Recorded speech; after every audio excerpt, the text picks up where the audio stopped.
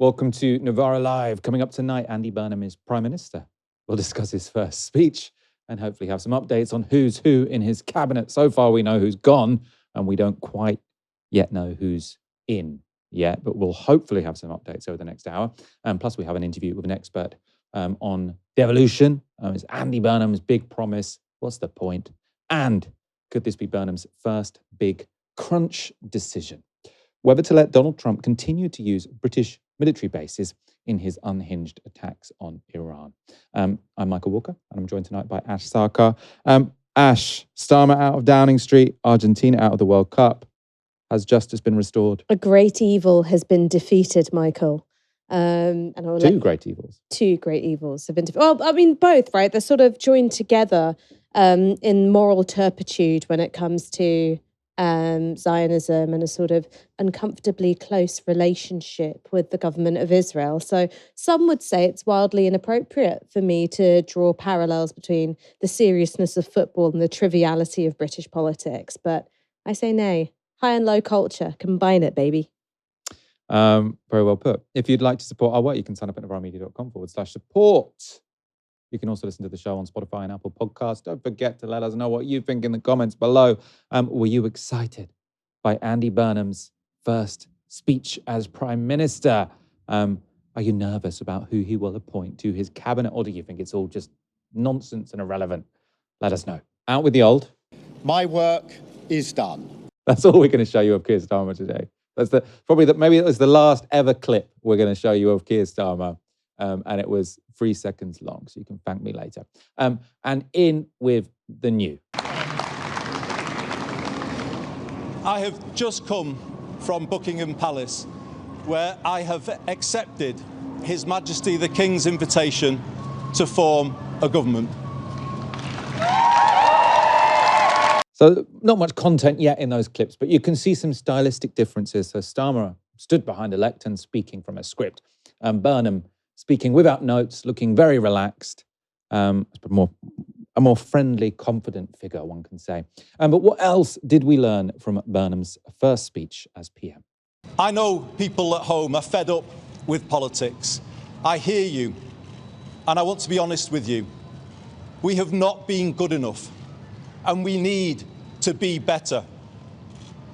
We will be.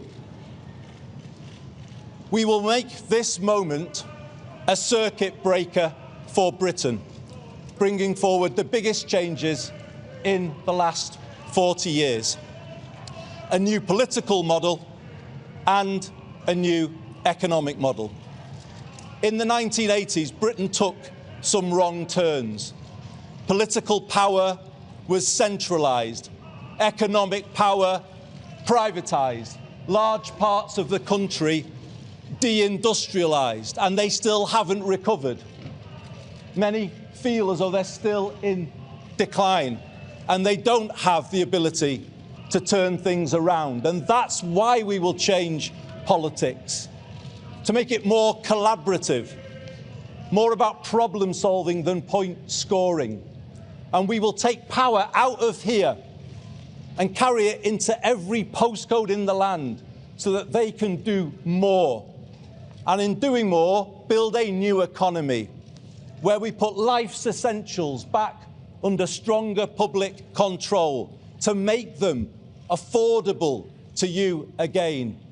Reindustrialising Britain, using public procurement to back British industry.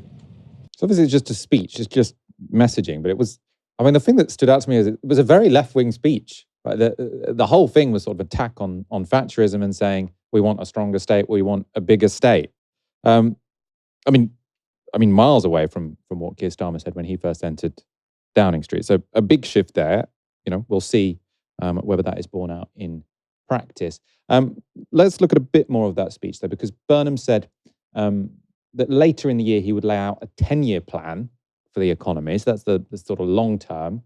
But he said that as early as tomorrow, he would set out policies which would immediately help with the cost of living. So they seem to have decided or judged that Keir Starmer took way too long to get going, came in and said everything was miserable and you're going to have to be miserable for a little bit longer yet. Burnham wants to sort of make people feel positive immediately.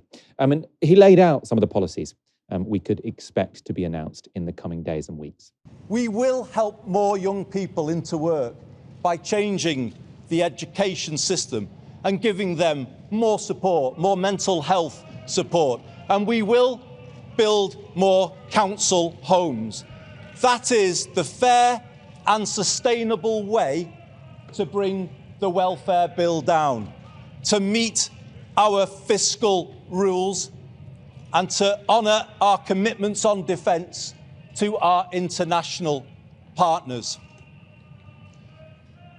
We will help people to live well, building a more preventative state, investing in people's success rather than paying for failure. And that work starts now. I will soon go through that door behind me and issue my first instruction to end rough sleeping in our country. I will put the care of people at the heart of everything I do. I will give this my all, and I ask you all to pull with me. Let's build a new national sense of unity, of common purpose and positivity. Let us make this the moment when Britain starts to believe again, the moment we bring back hope. Thank you very much, everybody. Ash, your verdict. Okay, so first thing is just to talk about the really shallow stuff, all the ways in which he's trying to signal that he is not like Keir Starmer. So his manner of delivering a speech, this is obviously going to be plastered all over the newspapers tomorrow. It's going to be all over the news channels. No lectern, no notes. He's also said that you'll see him in a suit when he's in and out of the House of Commons, but other than that, not really.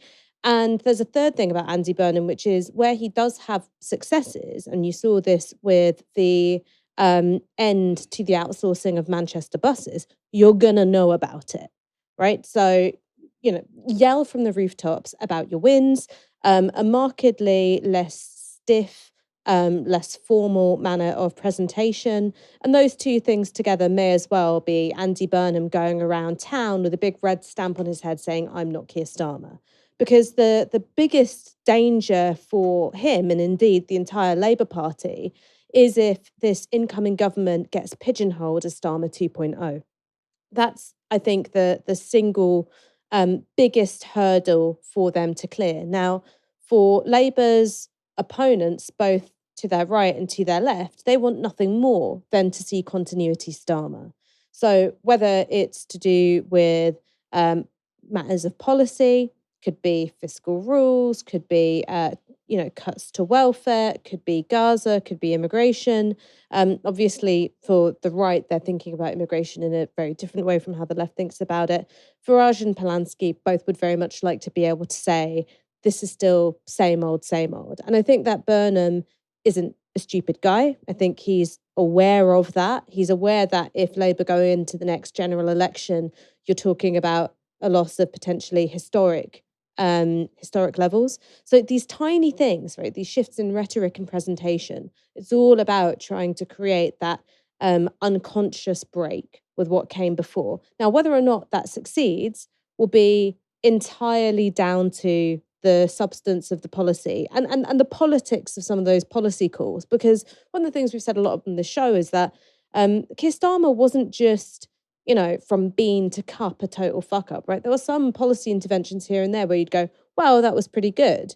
Could be Great British Rail, could be expanded childcare. I think you could look at the way in which he stayed out of the war in Iran, not as much as he could have, but certainly more than many of his predecessors would have, and said those are all good things. He never ever got the political credit for that, because where he alienated people was on issues that were so big and so close to their hearts or so close to their well-being, whether it was PIP payments, whether it was Gaza, whether it was winter fuel allowance, that he could never absolve himself of those sins. So it's not just the things you do and making sure people know about it. It's also, will you be heard over the things you got wrong? For Keir Starmer, that answer was no. The betrayals were too deep. the political strategy was too weak. And Andy Burnham is going to find that once the honeymoon period is over, when people stop getting impressed by just the difference in presentation, it's all going to be about his judgment. Oh, we've got some breaking news because John Healey has just been named as Chancellor of the Exchequer. I told you. You did say. So before we went live, I shouldn't crow. I told you. Well, you said that, and I said, well, they've briefed so heavily it's going to be Shabana Mahmood. You know, the FT said the next Chancellor will be Shabana Mahmood, that it makes them look indecisive to now have announced a different person. No. But you were right. Go on, explain your theory. The three most delicious words in the English language to me are "you were right." I love hearing it. Okay, here's why I think it makes a kind of sense for Burnham. One is that if you go back to the early 2000s, John Healey was involved in setting up like regional development agencies and stuff like that. So he actually has a sort of political origin story that has something to do with devolution. The second thing is that he has been quite plain in wanting welfare cuts to pay for increased defence spending, right? That's what he wants to do. There was obviously the resignation from Starmer's government over the DIP, the Defence Investment Plan, I think it stands for. And Andy Burnham, even during the sort of, I can't remember if it was during the Makerfield campaign or just afterwards in that sort of weird limbo period, he was saying, well, I'm not going to be squeamish about making welfare cuts for defence. So clearly there's a degree of alignment there. Shabana Mahmood, I think, as a pick, very much comes with her own faction. She would have been, had the field of competition been a bit more open for this Labour leadership race, she would have been Blue Labour's pick. Absolutely, she would have been their pick for going for the top job of Labour leader. So maybe he sees John Healey as someone with whom he's got a bit more alignment with when it comes to devolution, certainly alignment with when it comes to defence spending, and also maybe is less of a factional figure than Shabana Mahmood. Well, he also has experience in the Treasury. So the strange thing about Shabana Mahmood was she'd been a shadow Treasury minister for 2 years, but she's never said anything about the economy. She's a barrister. She's obviously never worked in the Treasury. So people were like, well, why? You know, the argument, well, I mean, there are many arguments for Ed Miliband. I've given lots of arguments for Ed Miliband on this show, but one of the arguments was that he's actually worked in the Treasury. He actually sort of has a position on economics. Why are you choosing Shabana Mahmood, who seems to, you know, feel very passionate about what she's doing in the Home Office, but she hasn't said anything about the economy. So John Healey, I suppose, in a way, is the candidate who's both not too left wing, as some people perceive Ed Miliband to be, and does have experience in the Treasury. So he was. Let's look at he's been an MP for a very long time. So he was, between 2001 and 2002, Parliamentary Undersecretary for State and Adult Skills. So this is going back 25 years. Then he was Economic Secretary to the Treasury. Then he was Financial Secretary to the Treasury. So this was all when Gordon Brown was Chancellor of the Exchequer. Then Gordon Brown becomes Prime Minister, and he is moved to Minister of State for Local Governments. That's what you're talking about, sort of the devolution background. And then he becomes Minister of State for Housing and Planning. So to be fair, like in terms of the CV, is he qualified? There is a better case that he is qualified than Shabana Mahmood. I have to admit, I'm not really on top of what his sort of philosophy is when it comes to economic policy. So my prediction is if Healey's Chancellor, it's going to be Shabana Mahmood stays where she is in the Home Office, and you'll have Ed Miliband as Foreign Secretary. So obviously that's not been announced yet. That's just what I think from an Andy Burnham perspective makes sense. From a government perspective, obviously I feel very differently about the politics of it, but Shabana Mahmood from a Labour Party perspective has been a success as Home Secretary. It brought down the overall level of migration. She's pivoted from being a refugees welcome here protester to she got that Labour bob and never looked back and shifted to the right. And Ed Miliband and Foreign Secretary, you can also see, again, just from a pure, flint-hearted political calculation, it keeps him away from the economy.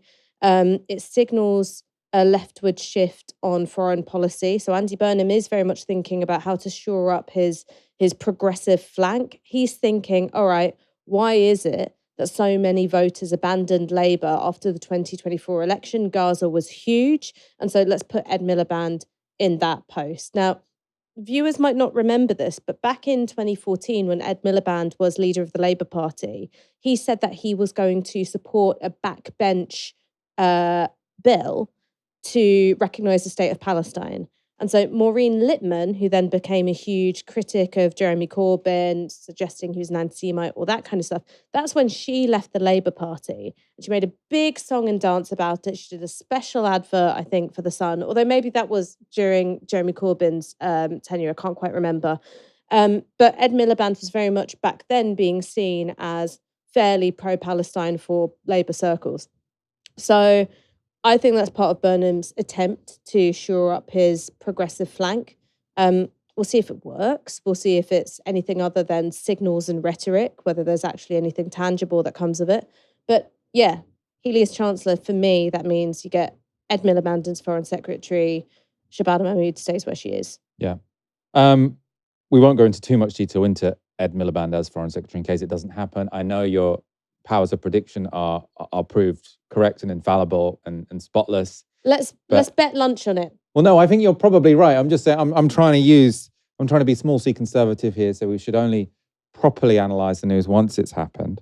I should just say about John Healey, not a lefty, but also, again, I have to admit I have not delved deep into his political philosophy, but he was notably one of the people who served under Blair, Brown, and then also Corbyn. So he was shadow, I don't know if it was Secretary of State or shadow minister, but he was in the shadow cabinet for housing for the entire time that Jeremy Corbyn was leader of the Labour Party. So he didn't sort of join the coup. And when Jeremy Corbyn was first elected as leader, he wasn't one of those people who said, I can't possibly serve under this guy because he's way too left wing. So I suppose there is a genuine argument he can make that he is a Labour loyalist before being a sort of factional operator, and his history does seem to sort of, show that to some degree. But let's begin by discussing this homelessness pledge. So he said he'll end homelessness. Now, Burnham is not the first Prime Minister to make a pledge along such lines. So in 1998, Tony Blair pledged to cut street homelessness by 2/3. By 2002, so he sort of said they'd do it in 2 years, and he put Louise Casey in charge of a newly formed rough sleepers unit, and the target was actually achieved a year early. Unusual when a government sets a target, and not only do they meet it, but they meet it early, so that was a success for them. It's also not the first time Andy Burnham has himself made such a pledge. So when he became mayor of Greater Manchester in 2017, he pledged then to end homelessness in the city. The outcomes in that case, though, were slightly less impressive. So as this graph from the Manchester Mill shows, rough sleeping did fall by 57% in Burnham's first 3 years in office, then sort of stayed low during the COVID pandemic. But since 2021, it has been rising year on year, every year. In 2025, it was the highest it's been since 2018.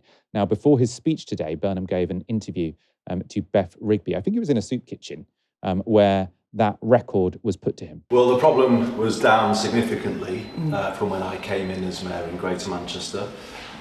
Some of the issues that you mentioned were outside of our control, but what I learned was we ran a scheme every night, 600 beds, called A Bed Every Night, and we funded it through various different ways. But we were the only place that was doing it. And you won't be able to get the numbers down if you're the only place, and other cities, people are coming to Manchester. So it taught me that the only way is to do this together.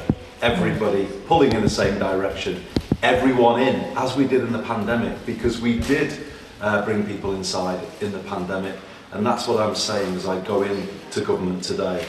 We did it then, we can do it now, get the basics right, put a care for people at the heart of everything that we do, and just get this country working as it should again. So I think it's actually fair enough what he's saying there in theory, which is he's saying he tried to end street homelessness in one city, and what happens if you try and do that in one city and it hasn't been done everywhere else is people who are street homeless think, well, it's better to be homeless in Manchester than it is to be homeless in Leeds. I'm just picking out a city from the top of my head. So it does make sense that if it's not done everywhere, it will be difficult for a city. And now he's saying that as Prime Minister, it can be a completely nationwide policy. Now, I know there has been sort of pushback on that because there are cities where homelessness has fallen more than it has done in Manchester. So there's probably more to that story than Andy Burnham is putting forward there. Ash, I want to talk about this though, this sort of pledge, because it is the first really concrete, memorable thing he has said. I will, and it's very ambitious to say, I will end street homelessness. Like, the new Labour government were very successful in bringing it down by 2/3, which sounds ambitious, and they were successful at it. Ending it altogether is different. Sounds genuinely difficult. Why do you think he's gone for that? I mean, lots of people will remember that Jeremy Corbyn was asked, what would be the first thing you would do if you became Prime Minister? He said, I'd declare an end to street homelessness, or pledge to end street homelessness. That was the thing that he wanted to achieve if he got one parliamentary term as Prime Minister. So I think the reason why Andy Burnham is saying it is that, one, this is a bit of his most recent political tenure as mayor of a major city. Dealing with street homelessness is a huge issue for any mayor of any major city. So I think he's bringing a bit of that with him. But there is also an aspect in which it speaks to both the right and the left, depending on how you message it. So obviously for Jeremy Corbyn, when he was talking about ending street homelessness, he's delivering it in a very, very Jeremy Corbyn way. So it's all about empathy. It's all about those who are most marginalised in our society, kind of bringing them back into the fold, a life with dignity and safety and the things that you need to survive. But there is another way in which you can talk about homelessness, in which it hits all of those registers, but it is also somewhat right-coded. So it can be right-coded when you focus on particular groups of homeless people. So obviously, homeless veterans are a huge talking point for the far right in particular. They often talk about homeless veterans and comparing them to asylum seekers to say we shouldn't have asylum seekers because we need to take care of homeless veterans. And there is also this dimension of where you see street homelessness, it contributes to that feeling people have of there being low-level crime, which has sort of permeated society. Now, we've talked about crime statistics till the cows come home in this show. We've talked about the fact that serious violent crime has actually gone down significantly, but certain kinds of crime, for example, phone snatching, have gone right up. And there is an irrationality in perceptions of crime. So objectively, people can be very, very safe, but they can see things, whether it's litter, graffiti, broken windows, drug use out in the open, and indeed street homelessness, and go, this makes me feel less safe and this makes me feel more insecure.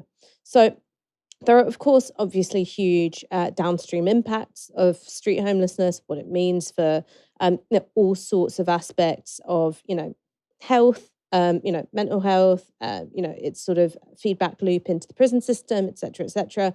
But it's the sort of target where if you can make a tangible, measurable, and most importantly, visible difference, it speaks to left-wing voters, right-wing voters, and people in the middle as well. And it is, like, homelessness is one of, or probably, maybe it's the most visible sign of sort of society not being quite right.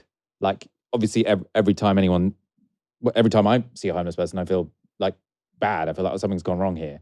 And I suppose what governments are constantly saying at the moment is that sort of like, we want to do visible things that makes the sort of society, your community, seem more functional.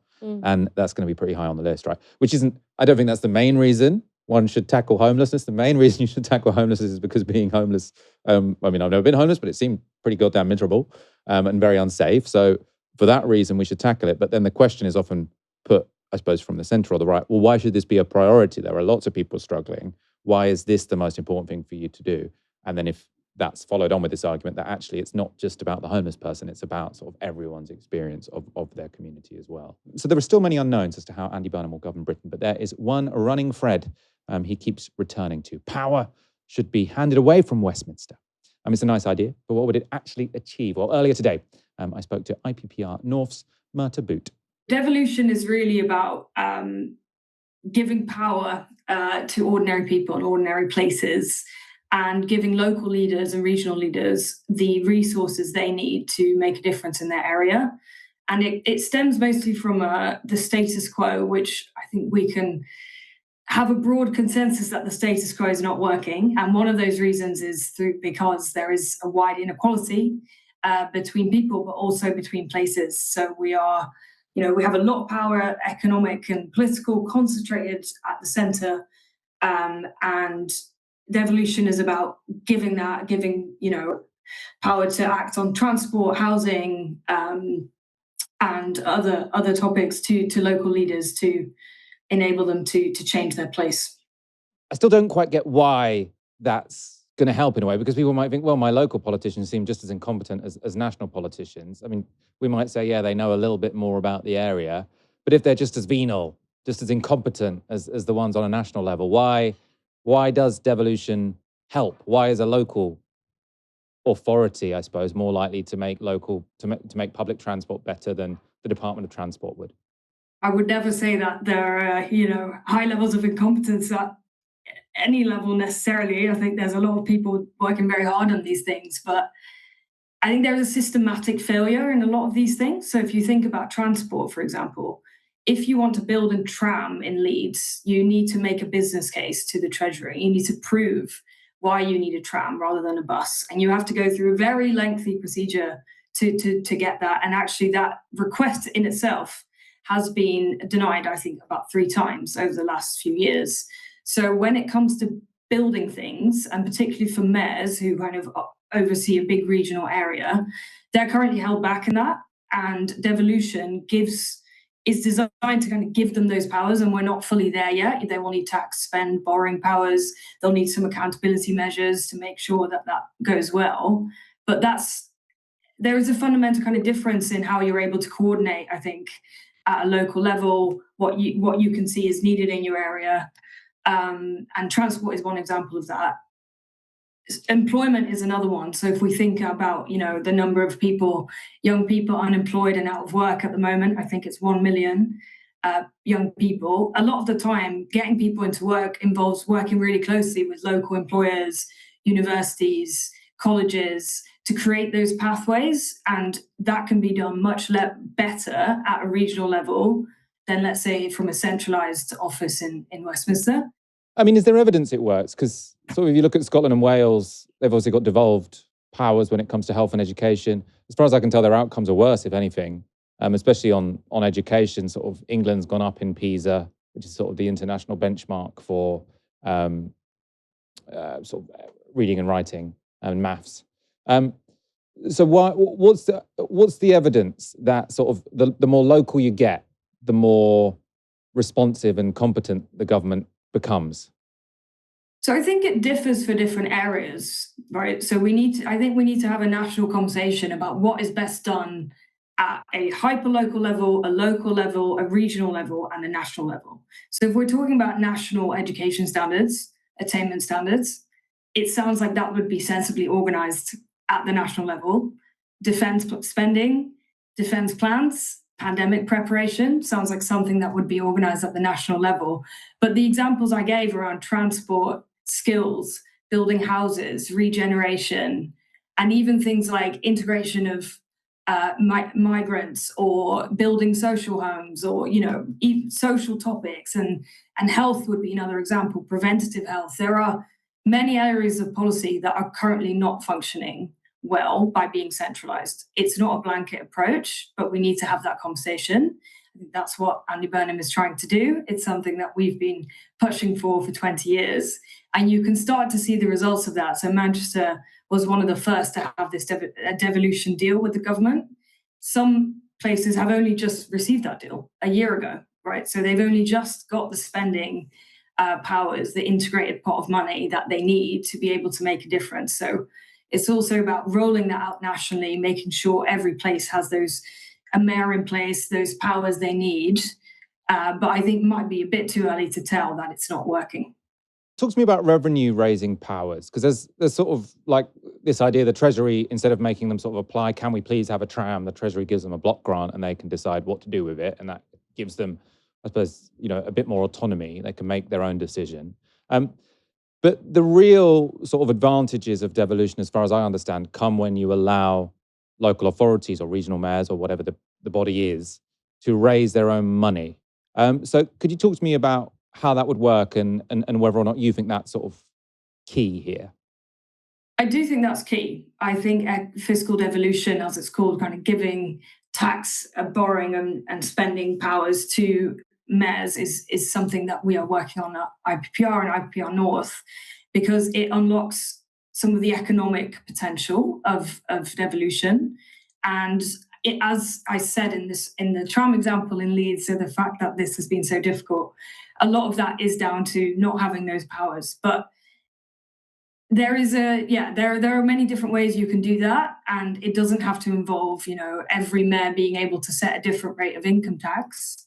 It can actually involve giving mayors just a share of the income tax that is raised nationally for them to, spend how they want, and also have an uplift. So if they grow their economies, let's say wages go up because you invest in a business park, for example, or you create employment, you actually can keep some of that uplift from what you're investing in, and that gives reward and an incentive for growth.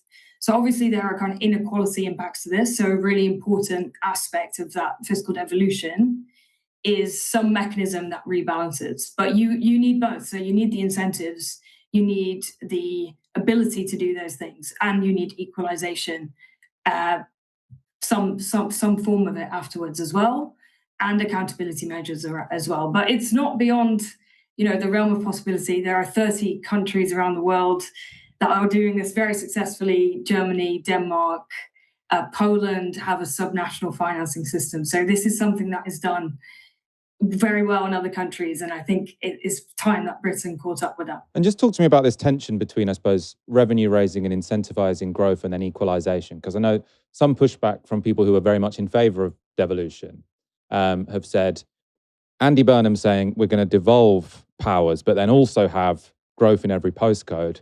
They've said that's a bit of a contradiction, because one of the whole points of devolution is you're going to have to allow some places to succeed and some places to fail to incentivize them to do the right thing. If sort of the winners then just have to, if the regions who've done a good job have to redistribute to the regions that have done a bad job, then the whole point of devolution sort of crumbles. So they've said there is this inherent tension between equality of outcomes and devolution pursuing growth. Do you accept that, or do you think that that's wrong-headed? I wouldn't say there's a contradiction, but a balancing of priorities. So however you design your system can kind of optimize for one or the other. So I think as a Labour government, it's very important, as a progressive government, that equality and taking that into equality and what that would do between regions is taken into account. We must start from where we are, in that we already have very, very high levels of regional inequality. So it is about building a system that changes that without the unintended side effects of that. And one way of doing that is through this equalization measure. So other countries have designed measures for this. And I think what's key to it is that you do redistribute some of the money raised, but you don't redistribute all of it. So it's not 100% redistribution, but some of it, or a large part of it. And that is all quite technical tax design stuff. But I think the core principle of you can have growth creating, incentives, as well as an equalization measure. I think other countries show that that is something that's very possible and works very well in other places as well. And the prize is big, I think. The prize of kind of enabling, well, in this case, mayors or regional governments to build the things that have been stalled for decades is the prize. And I think we must remember that that's where we're going, and we'll need other things alongside it to make sure it's designed well. That was Mirte speaking to me earlier today. Me and Ash were just debating Ash's idea, which is that one of the things Burnham should do is reduce health and safety and hygiene food standards for all street food. Hear me out. Go on. What I'm saying is this, right? This is my most headbanger right-wing libertarian opinion. And it's, if you want a lively street food culture, one is you basically need to deregulate it. So you can just, rather than having like a licensing process, is that you can just have like deregulated zones where anyone can kind of like pitch up and sell their stuff. And two, you just don't want too many, overheads, right? You want it to be cheap and plentiful and good. Yes, that means you risk some tummy upsets, but it's just the thing. You go where there's a long queue and you don't go where there is no queue. And you definitely not get it, because my argument against this was the only time I've got food poisoning was from a street food stall at Cowley Road Carnival. But that's because I got half price chicken and rice at the end of the day, and it was a hot day, which you should never do. Yeah, well, so that's on you. That's my own fault. We should move to the breaking news. Who's Foreign Secretary? Ed Miliband is Foreign Secretary, so you're right again. Fantastic. Shabana Mahmood, Home Secretary. Was that what you said? It is what I said. Again. And let's look at them walking down Downing Street together. So this was before we knew what their respective jobs would be. Ed Miliband's walking down. I think Shabana Mahmood is going to pop out of a car at some point. Ed Miliband shouldn't have to do this walk on his own. Obviously, everyone thought these two were, to some degree, competing for the job of Chancellor, even though Shabana Mahmood had suggested she didn't want it. So this is a great show of unity, actually, them going in there together. But ultimately, because John Healey has got that job, Ed Miliband is Foreign Secretary, and Shabana Mahmood will stay as Home Secretary. Ash, you were talking about Ed Miliband as Foreign Secretary before, saying that actually this could be quite a good way of sort of appealing to the left, that something has changed. Ed Miliband, when he was leader of the opposition, did support recognizing Palestinian statehood. The most prominent thing he did on foreign affairs when he was leader of the opposition was blocking David Cameron's 2013 intervention in Syria, which was the first defeat in the Commons of a government on war powers since 1782. So it was quite a big deal. I mean, that was actually quite contentious. Like lots of people said, because obviously what happened to that was the civil war continued for another decade. But obviously there's not much to suggest that intervening would have really helped. But that was sort of his big move there. He took a big political risk to, I suppose, say there's no international legal justification for this yet, and you haven't set out what you're going to do afterwards. So he is potentially a bit of a realist when it comes to foreign policy, not particularly keen on sort of getting involved in interventions.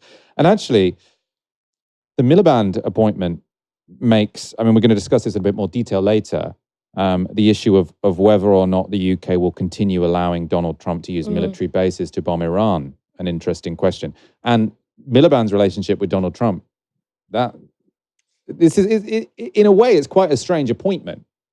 I mean, it's so, the first thing, and as you well know, Michael, because I know that you're an avid reader of the Cortado, is that this was what I was writing about on Friday about here's the real big split on the British left, by which I don't just mean the Greens and the progressive left or the movement left, but including the Labour Party as well. You mean whether or not we should deregulate food standards for street food? Yes. Sorry, I interrupted. No. Continue your important And you know what? That's going to be the political programme which has me sailing into Downing Street, potentially on a wave of tummy upsets.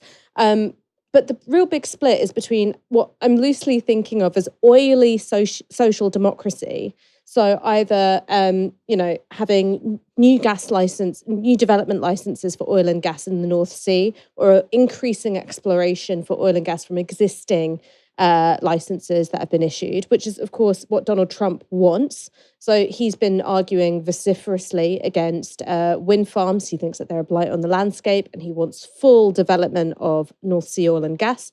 And there is a really strong backing for this from parts of the Labour movement.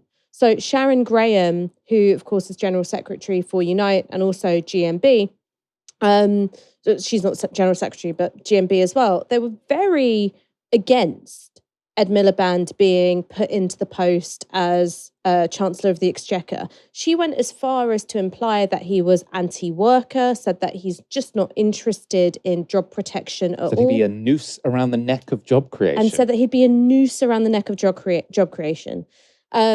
Ed Miliband's obviously made no secret of his politics. I also think that there are reasons to be sceptical of some of those claims. As Ed Miliband's spokesperson said, net zero has created 1 million jobs in the UK. So you can't just frame it as an anti-jobs initiative.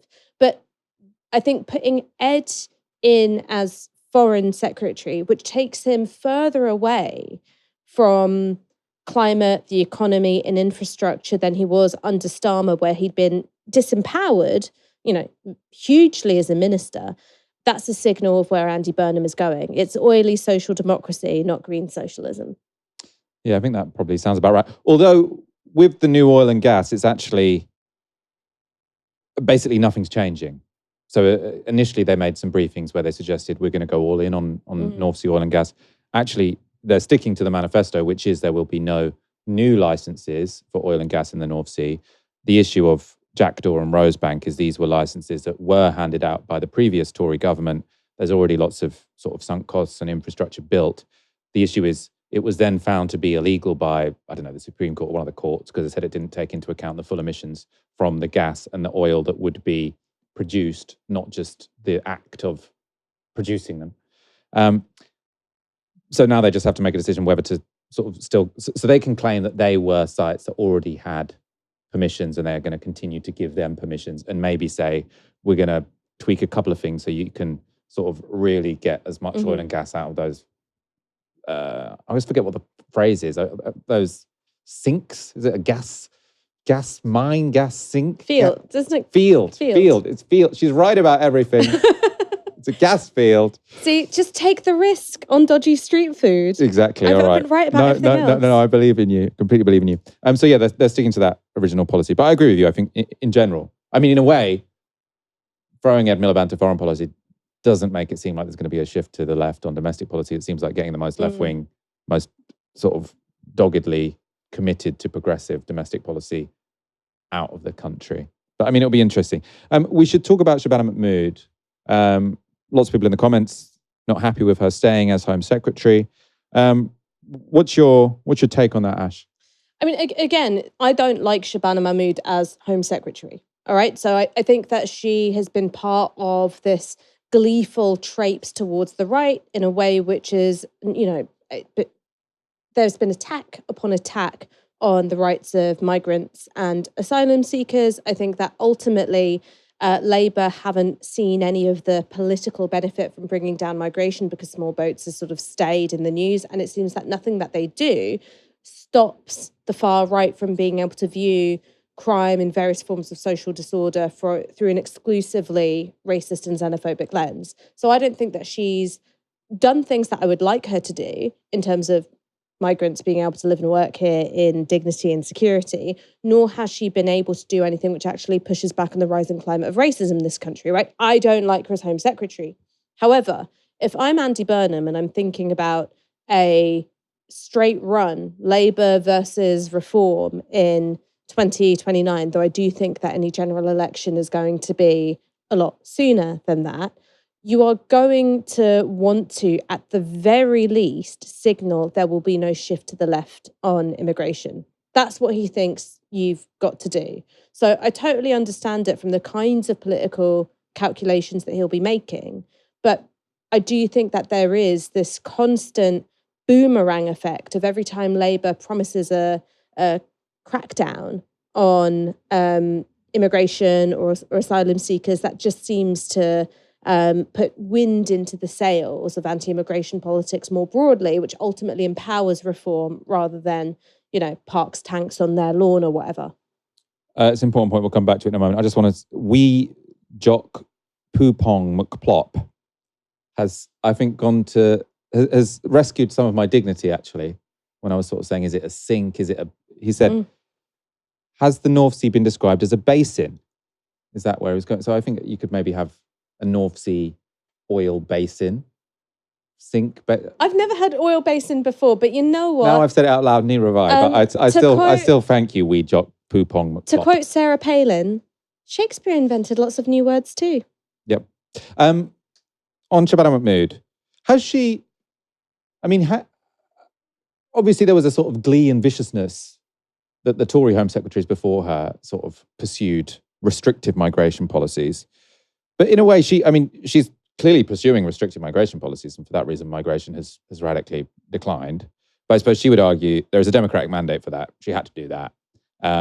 Also, sort of some of the economic modelling about it doesn't seem to make so much sense. It's sort of the Treasury saying, we need lots of migration so that over the next 5 years, growth can be a bit higher, even though in the end, it doesn't necessarily make fiscal sense because I think the Migration Advisory Committee suggests that people who are low income workers. I mean, they do very important work, but ultimately, fiscally, it's not going to be brilliant for the state. What's fiscally brilliant for the state is you have very high skilled, high paid workers, essentially. So she's sort of saying the consensus on this wasn't necessarily correct, and she does make what she would say is a progressive argument for it. She sort of famously made that speech in Parliament where she said, I think there was a sort of white liberal Democrat sort of saying, you know, you've done a racist policy. And she says, I'm the one who gets called a P word in the street. And she's saying she genuinely thinks that the public wanting migration to go down and then government after government after government doing the opposite is genuinely fraying intercommunity tensions in the country. And I don't think it's a mad argument that she's making. I think there's some truth to that. I mean, the first thing I'll say is that it has been a talking point of every Home Secretary since Sajid Javid to say, well, I'm cracking down on immigration because actually I really care about racism, and it's you, white liberal, who doesn't really understand my lived experience, which is why you're trying to stick up for asylum seekers or whatever. That has become a rhetorical gesture really since the Windrush crisis. So Shabana Mahmood being like, I get called the P word in the street, I'd be like, ladies, so do we all. So I've never really liked that form of identity politics because it only ever seems to go that one way. I think that the substantive point that's being made, which is, you know, since 2010, at the very least, you've had successive governments standing on platforms saying that they're going to bring down immigration. And at every turn, you've seen immigration go up. So that's what happened under the Tories. You could say that the biggest betrayal for anti-immigration voters was probably Brexit.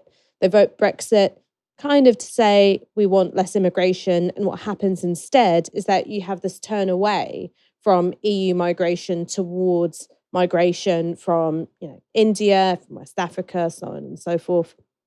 I think that the same way you would have to look at the way in which Keir Starmer broke promises to left-wing voters and say, well, that's responsible for some pretty corrosive social ills, right? When you have that breakdown of trust, that compact between politician and voter, that's a bad thing.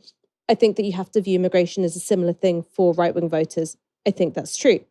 However, when it comes to what a Labour government can do, and this is one of the things which really came up for me when I was writing my book, was I was having a look at the history of Labour Party policy making around asylum.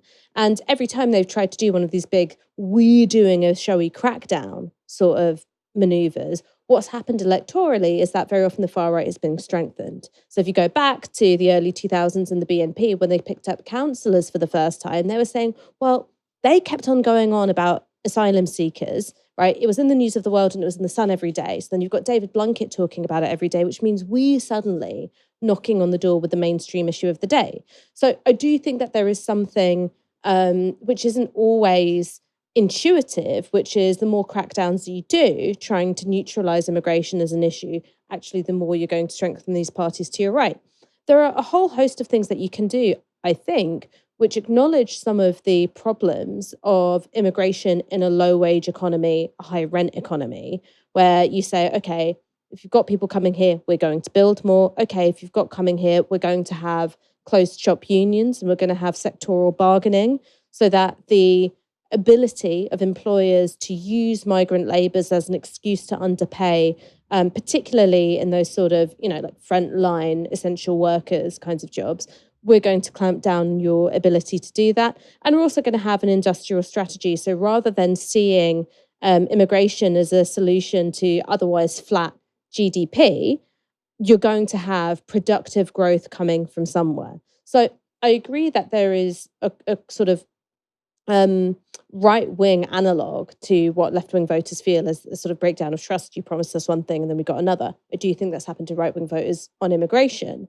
but it's not necessarily successful for the Labour Party when it's in power to say, we're going to crack down harder. Now, I don't think that liberalising immigration electorally with the current politics that we've got, the current electoral system we've got, is going to win them loads and loads of votes. But there are things that you can do to say, actually, yes, some of these problems are real. The sort of competition for housing is real, low wages is real. Asylum seekers being dispersed to poorest parts of the country, that's real. But here's what we're going to do about it. And I think it's worth pointing out that the right has taken ownership of certain issues, which are actually kind of left-wing in their origins. So take asylum hotels. It was migrants' rights organizations who were first in saying, this is actually really dehumanizing and shit. And then the right take that issue and just completely run away with it. Because rather than it being an issue of like, you're just chucking these people with no support into, the back end of wherever, the right make it out as like, oh, they're staying in these 5-star hotels and they've got a hot tub in the room. No, I think there's a lot of truth to the idea that sort of just saying you're going to be tough about immigration and then being very performatively tough, like increases the salience, in fact. I do think that there is, like Australia is the example, I think, where they had a problem of small boats. The right started turning them back and the small boats stopped coming. The salience of immigration went down. The left came back into power, ended the policy. The small boats started again and there were lots of them. And the salience went massively up again. The right came back into power, stopped the boats again. The salience went down and now the left have sort of come into that policy. And it is actually, it's not just talking about migration that makes people pissed off about it. It is also the fact of people arriving in an uncontrolled way that people don't like, whether or not you talk about it. That's true, but it's sort of, I think it's also worth pointing out that, again, this is my, like, as an expert on vibes rather than the economy, but what people have in their head when they're thinking about immigration often slips. So it's, pollsters and everyone else likes to say, well, no, here's illegal immigration, and here's what people think about that. And here's legal immigration, here's what people think about this. In terms of what's actually going on in people's minds, it's a big old mess. People start by saying, well, I've got a problem with the boats. Or people start and they say, no, my problem is you've got all these low-wage workers who are competing for jobs in construction and they're pushing down the wages or whatever. And you've got governments who quite often go, well, we're dealing with that. Like, we're dealing with this problem. Like, look at what we've done on boats, or, look at the overall fall in migration that this Labour government have presided over. And then people go, oh, no, but it's actually this thing here that I have a problem with. We said that's not what happened in Australia. Now they're much more pro-immigration than anywhere else. I'm talking about this country. I'm talking about But that's because they actually resolved, what I'm saying is, it's not necessarily if you resolve that problem and that demand, then they'll just come up with another. Sometimes if you resolve that demand, they'll just move on and people will think about something else. Obviously the far right won't, but the general electorate might. We could debate this for a very long time. And we will. Let's, for now, though, look a bit more in terms of what policies Andy Burnham has sort of suggested he might pursue. So after his speech, he had a sort of, I suppose, a press huddle with journalists. We weren't there, of course. So we're going to turn to Pippa Carrara from The Guardian, her write-up of that press huddle. So she says, after his speech, Andy Burnham told reporters gathered in the Downing Street garden he was looking at cutting energy bills and bus fares as part of a fully funded cost of living support package, which could eventually include more radical plans such as freezing private sector rents. We are looking at measures that could make a difference this year. We just want to do some things that people will feel quite quickly, he said. It won't solve everything. It won't take all the pressure off, but it just shows the direction of travel and that we're serious about helping them out. Burnham added that he would look at any flexibility within the government's existing fiscal rules to help borrow billions more to invest in infrastructure, but insisted that he would take a very prudent approach to the economy. I've said we'll stick to the fiscal rules, and by that I mean the existing fiscal rules, and use obviously any flexibility within them. But we will stick to the existing rules, he said. So none of this is about taking risks with the economy. I've never done that in any role that I've had. I've always taken a very prudent approach. Burnham also suggested that he could cut income tax for lower earners in the budget. This could involve cutting the tax-free personal allowance, which has been frozen for the last 5 years and is currently set at £12,570 a year.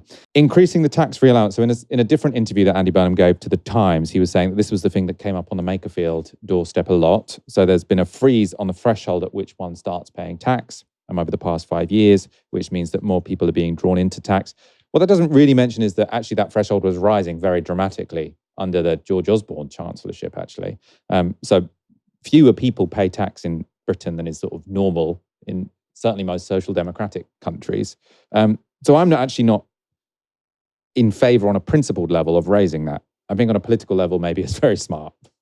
But I don't think in principle it's the right thing to do, but people would notice it. So maybe it's sort of a good idea for getting people on side. Some of this stuff, again, is quite left wing, right? So a fully funded cost of living support package, which could eventually include freezing private sector rents, cutting energy bills, freezing bus fares. This is Mamdani-esque. Yeah. I mean, it's everything he's saying is, I mean, obviously, he's also said he might introduce, this was a Times journalist saying, he'd given an answer saying he was going to introduce, or thinking of introducing, social care like the NHS. The Times journalist said this could maybe cost £18 billion a year. So there's a lot of spending commitments. Someone's got to give somewhere if he's going to stick to the fiscal rules. So I don't know how this is going to play out, but he's saying very positive left-wing things because he seems to have learned from Keir Starmer that telling everyone life sucks, you're going to have to be miserable, wasn't a very good political strategy. But so this is the point that I've been making for the last couple of months, and I know people don't want to hear it, which is it is the happy place of the left to go, nothing will change, right? Burnham is Starmer with a northern accent. And the thing is that if he does turn out to be Starmer with a northern accent, because yes, his manner of delivery has changed, but the constraints in which he operates and his willingness to, I guess, try and confront them isn't, then Zach Polanski knows what to do, right? And it's always worth bearing in mind that Zach Polanski's first big interventions were not to do with Gaza, and it wasn't to do with immigration, it was to do with the wealth tax, right? That was sort of his stratospheric rise in both prominence, but also in terms of, popularity as well. And that was because it was a big economic story that he was telling, which was majoritarian. The majority of Conservative voters support a wealth tax, let alone Labour ones. And that's how the Greens were able to do what they did. Now, I don't think that Burnham's going to be able to do all of those things, right? But let's just say, for the sake of argument, that he's serious about it, right? He's serious about a rent freeze. He's serious about, bus travel. He's serious about a social care system, which is a bit like the NHS. He could be the world's biggest bastard when it comes to how immigrants are treated by this Home Office regime, and he could be worse on the genocide, right? Worse on Israel, cozier with Netanyahu, more authoritarian in the treatment of protesters. But that is an economic program which, combined with the threat of a reform government, will threaten the green surge in many places.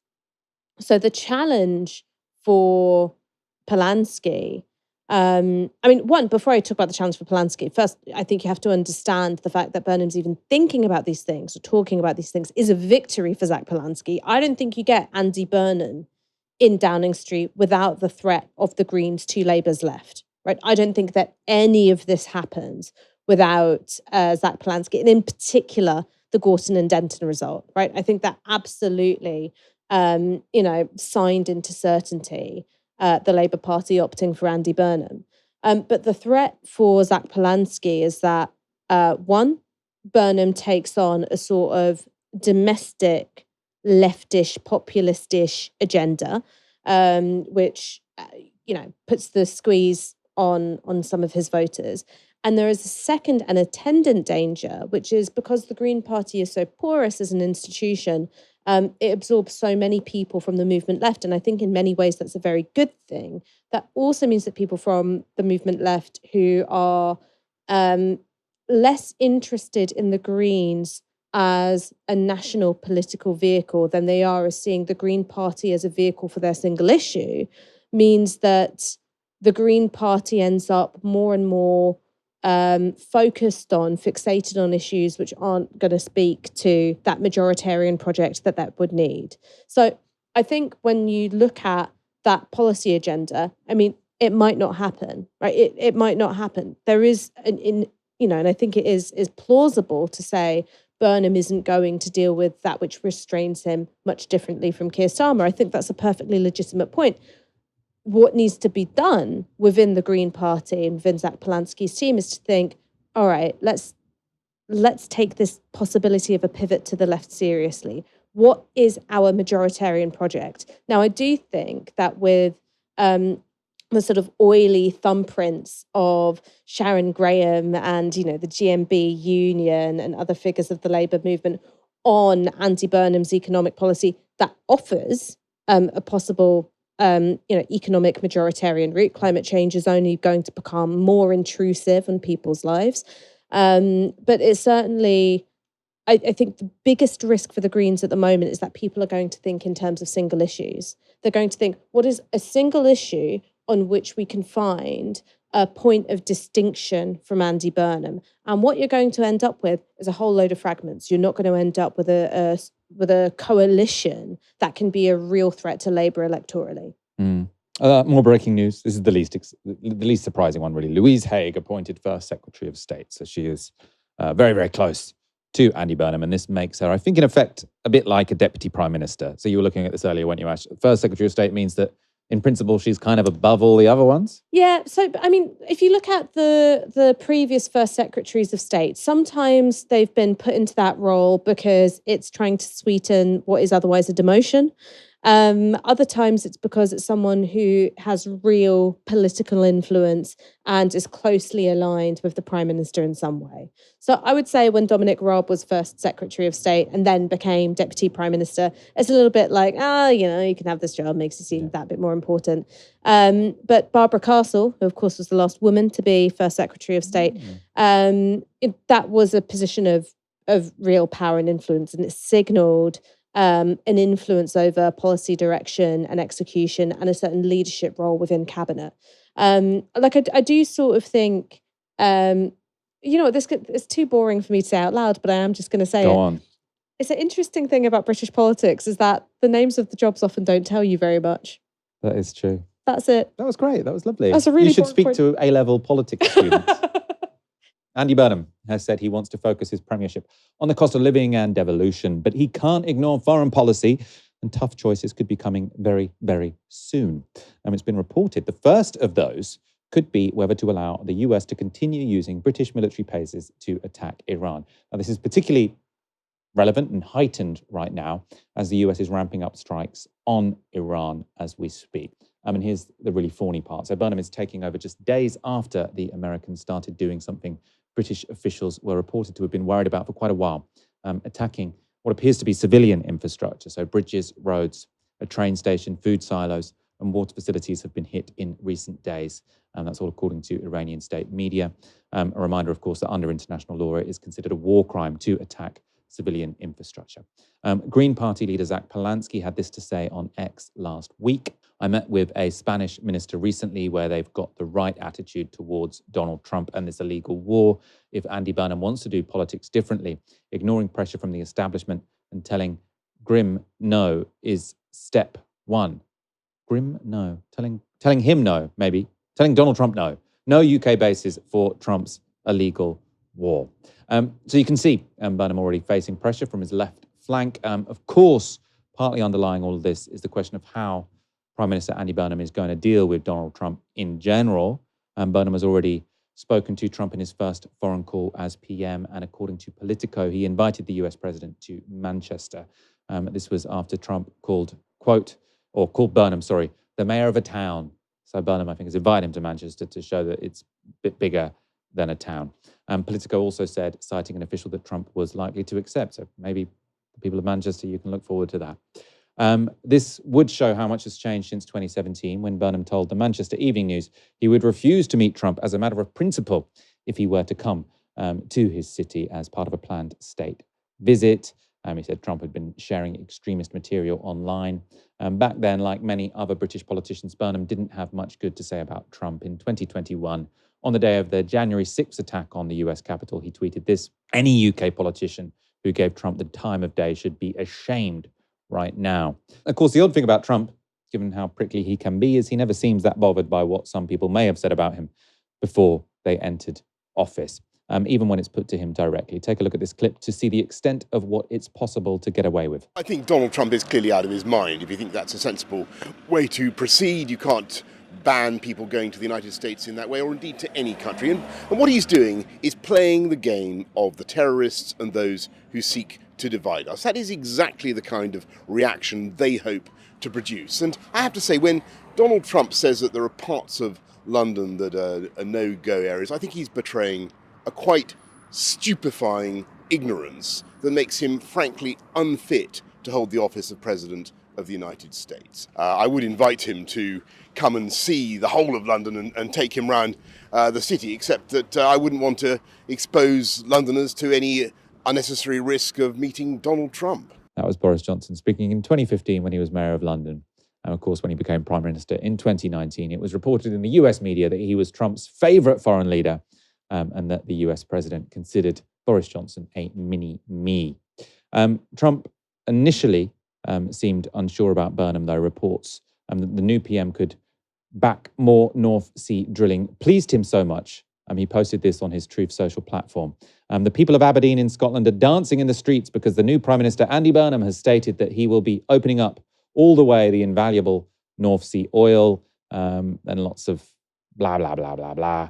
Also, word is the UK is going to move the old and horrible-looking windmills, which loom over and destroy the city of Aberdeen. That will be a big day for the country and will be very much appreciated by everybody. Such great potential in the UK, but it all starts with opening North Sea oil. We love you, Scotland. So I think the windmills he always hates. I think maybe they're near his golf course. I'm not sure. It seems, though, that Trump there was misunderstanding sort of the current Burnham position with regards to North Sea oil. So Lucy Powell confirmed on Sunday that Labour under Burnham would stick to the manifesto commitment for no new licences. So what is Burnham's plan to deal with the president? Well, he said this to Gary Lineker. I'll just meet him where he's at. And, I like to think I've got some personality myself, and I'll just, I'll deal with him very upfront in the same way I think he likes people to deal with him. Ash, my guess is that Andy Burnham is not going to make any radical change to foreign policy because he wants to focus on domestic policy. But making Ed Miliband foreign secretary does, to me, make it more likely that the UK will say to the American military, look, if you're going to talk about bombing, or if you're going to actually bomb civilian infrastructure, you can't use our bases. I feel like that's something I can imagine Ed Miliband saying. I mean, so thinking about Keir Starmer, one of, I think, I don't want to call it an outright success, but it was patchy to all right, was his management of Trump. So there were obviously these moments which were excruciatingly embarrassing for Starmer. One was sort of picking up Donald Trump's notes like a little toady, but then I think the other was in particular when he'd make this big song and dance about going to the White House with Macron and sort of smoothing the way for Zelensky, who was then sort of subjected to a frat house hazing ritual with Vance and Trump and Rubio and so on. But ultimately, what Starmer had to do was constantly trying to avoid punitive tariffs. And ultimately, he did that fairly well, right? Obviously, you've got this hugely volatile president in the White House. Obviously, you have what I think was perhaps the biggest mistake of Keir Starmer's time as Labour leader, which is the sort of co-signing of a particular narrative around Israel, which was wholly in line with American interests at the time. But ultimately, I think that Starmer did a relatively decent job of dealing with the threat that Trump posed to the UK. That is going to be, I think, one of the bigger challenges for Andy Burnham. But it's maybe worth remembering that Ed Miliband's been in the government for a couple of years now. He's going to have been party to a lot from being within cabinet. And his brief had, while not a hugely international dimension, wasn't entirely domestic either. So I would say that I don't think it's likely that Ed Miliband is going to say you can't use our bases for the war in Iran. I think that you're going to see more of this sort of fudge position, which is what happened at the beginning of the US war in Iran. And I think that you're going to see some continuity with that, because I think that the last thing that Burnham wants to do is make himself more visible to Donald Trump, because once you get in his eye line, bad things happen. Yeah, maybe fudging on Trump and being a bit harder on Israel would probably be if you're looking at it from a purely tactical standpoint, sort of like you don't necessarily want to be in Trump's crosshairs because America is a powerful country whose alliances you to some degree rely on. But go hard on Israel, people will notice the difference. I don't think Trump's really going to care because he doesn't really like Netanyahu at this point anyway. And the public are going to love it. And obviously it's the moral thing to do anyway. And I feel like maybe that's something that sort of Ed Miliband can get behind. You know, he can hold his tongue when it comes to the Americans, but say we are shifting our policy when it comes to Israel. When it comes to shifting policy, when it comes to Israel, that's the thing where I go, all right, what are you going to do? Because the words are really easy, right? The words are really easy. He created a bit of rhetorical difference, rhetorical space between himself and Starmer when we said at the beginning we got it wrong, because that's the biggest open goal that there is, right? You know, you've got those videos of Emily Thornberry and Keir Starmer co-signing cutting off food and water and medicine to the Gaza Strip. You can do that. But how are you going to make decisions differently is the real question. It's not what were the wrong decisions, because we can all condemn things that have happened in the past. Like we can all distance ourselves from things that have already happened. But what are you going to do differently?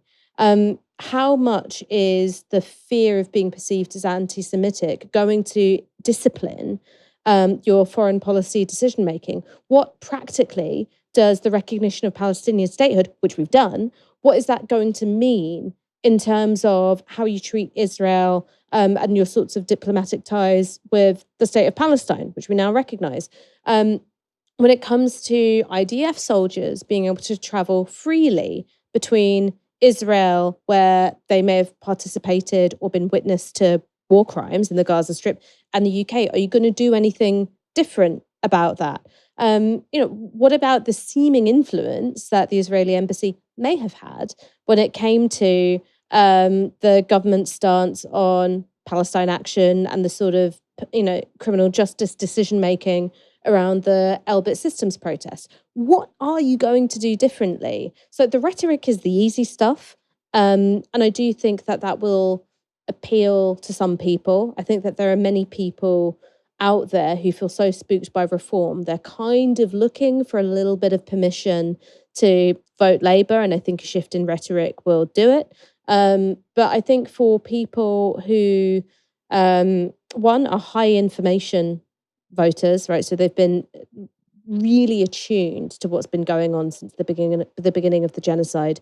Words aren't going to be enough. Now, the caveat that I would sort of place on that is that I think a lot depends on whether or not there is a visible, vibrant, and populist Palestine movement. So I think those huge marches, which involved hundreds of thousands of people, were really significant. And it's not because they necessarily impact policy right away, but it's a way of saying, here are all these people, it really, really matters to them.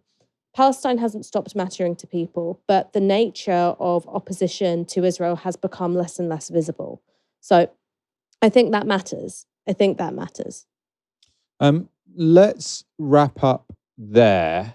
It's been a very interesting show. Great to have a show of breaking news. We'll be back tomorrow when there will be, I suppose, the whole cabinet announced and maybe some more concrete announcements from Andy Burnham. Ash, well done for always being right. Yeah, it's good. It's a good quality to have as a political commentator. I wouldn't know, of course. You know what my mum often says to me when I'm like whinging to her about something? She'll go, well, Ash, do you want to be right or do you want to be married? And I always say to her, I want to be right. But you are, you're both. No, but what I mean is like when I'm complaining about some kind of disagreement between me and my husband, she goes, do you want to be right or do you want to be married? And I'm like, I want to be right. Yeah, I think you can manage both. You've got a very understanding husband. He's a very patient man. And he knows he's always wrong. That's the great thing about him. Thank you everyone for tuning in. Come back tomorrow for another live stream from 6 p.m. For now, you've been watching Novara Media. Good night.